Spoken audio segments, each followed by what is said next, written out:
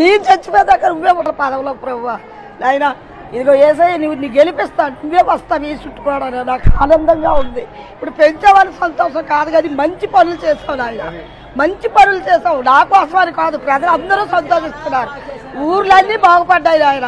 నాకు చాలా సంతోషంగా ఉంది. ఎందుకనగా తండ్రి ఎక్కడ మూల పడి ఉన్న వాళ్ళు కూడా ఈరోజు ఇంట్లో ఉంటున్నారంటే నీ వల్లే, నీ వల్లే. ఒక ఇంట్లో ఉంటున్నారు, తలుపేసుకుంటున్నారంటే నీ వల్లే, పిల్లలు చదివించుకుంటున్నారంటే నీ వల్లే. బాబు డాక్టర్లు ఎందరో బాగుపడుతున్నారు నాయన. నువ్వు ఇంకా రావాలి, ఇంకా మంచి మంచి పనులు చెయ్యాలా, ఇంకా నువ్వు 100 ఏళ్ళు వర్ధిల్లాలి తండ్రి.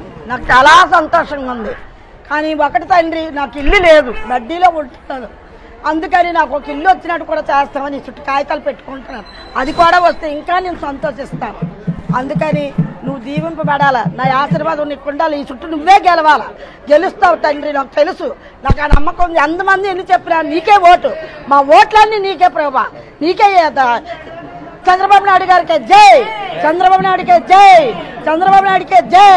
ఈ వీడియో మీకు నచ్చినట్టయితే లైక్ చేయండి, షేర్ చేయండి. మరిన్ని ఇంట్రెస్టింగ్ వీడియోస్ చూడడానికి మా ఛానల్ కు తప్పక సబ్స్క్రైబ్ అవ్వండి.